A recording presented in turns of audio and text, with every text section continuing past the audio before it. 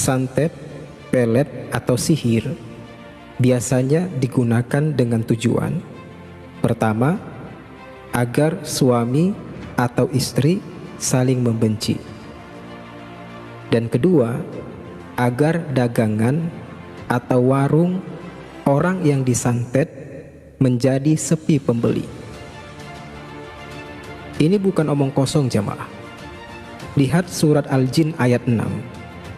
Firman Allah Azza wa Jal, wa annahu kana rijalun minal insi ya'udzuuna birijalin minal jin fazaduhum rohaqah. Dan bahwasanya ada beberapa orang laki-laki di antara manusia ya'udzuuna, yaitu meminta perlindungan, meminta pertolongan kepada siapa? Birijalin minal jin, meminta pertolongan kepada bangsa jin yang laki-laki. Bahkan dalam sirah nabawiyah dikisahkan bahwa Nabi SAW pun pernah menjadi korban sihir. Yang menyihir Nabi SAW adalah seorang Yahudi bernama Labid bin Al-A'sam. Lihat, Nabi SAW saja menjadi korban sihir. Imam Al-Buti menegaskan bahwa bukanlah aib, bukanlah tercela ketika Nabi Muhammad SAW terkena sihir. Justru ini peringatan bagi kita bahwa sihir dan turunannya seperti santet, pelet itu nyata. Kemudian agar kita menjaga diri dengan ikhtiar yang maksimal.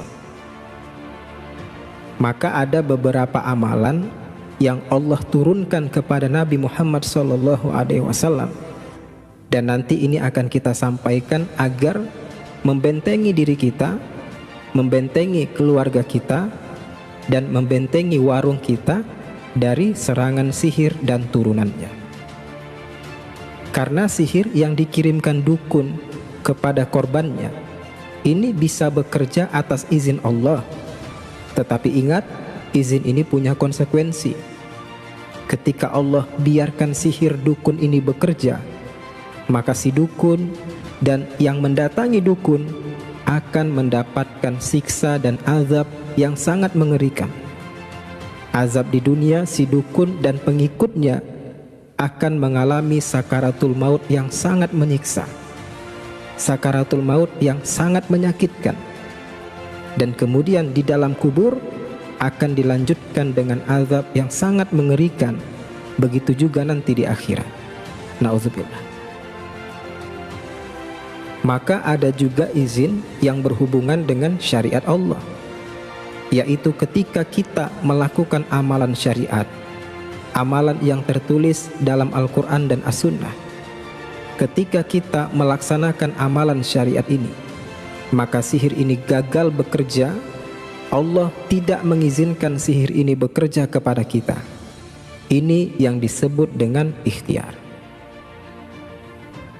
Nah, bagaimana agar sihir ini tidak bisa melukai kita? Pertama, Anda atau keluarga atau pegawai Anda lakukan ikhtiar ruqyah syariah mandiri, yaitu ruqyah diri sendiri dengan rutin membaca Al-Quran, kemudian rutinkan membaca surat Al-Fatihah, kemudian surat Al-Ikhlas, surat Al-Falaq, surat An-Nas, dan ayat kursi.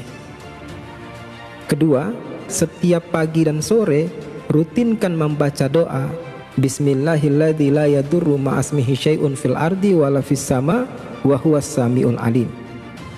Artinya, dengan menyebut nama Allah, maka segala sesuatu di bumi dan di langit tidak akan berbahaya.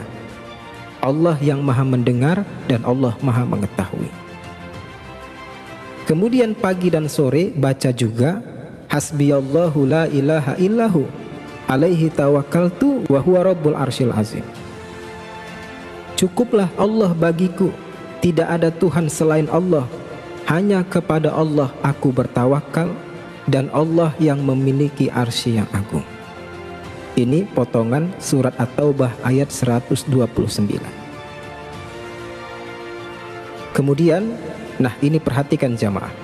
Keempat, Anda rutinkan memakan 7 butir kurma ajwa setiap pagi. Hal ini sesuai yang disabdakan Nabi SAW dalam hadis riwayat Al-Bukhari nomor 5769 dan riwayat Muslim nomor 2047.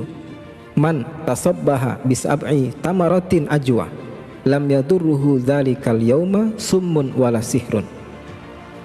Siapa yang sarapan pada pagi hari 7 butir kurma ajwa, maka pada hari itu dia tidak akan terkena racun maupun sihir. Ini jaminan dari Nabi SAW.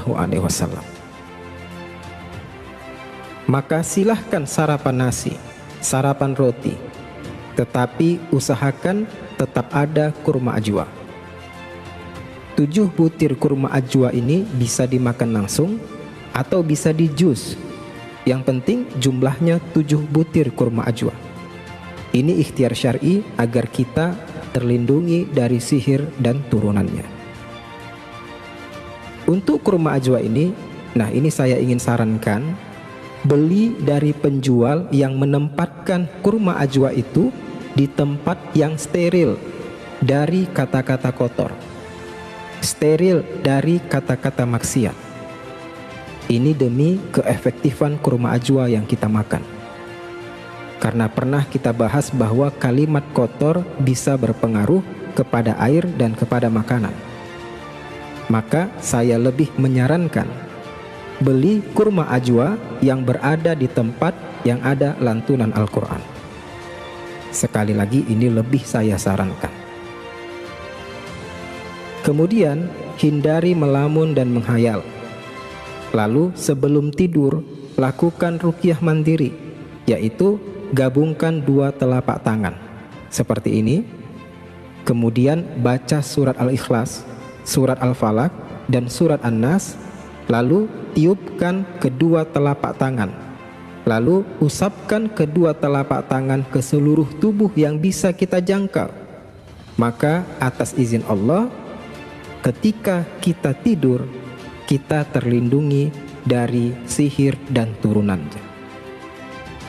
Nah, amalkan beberapa amalan yang tadi saya sampaikan jamaah.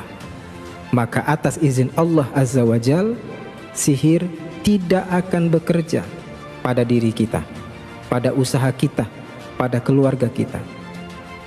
Atau apabila sihir sudah terlanjur bekerja, maka Anda akan sembuh dengan amalan syar'i ini atas izin Allah Azza wa Jal.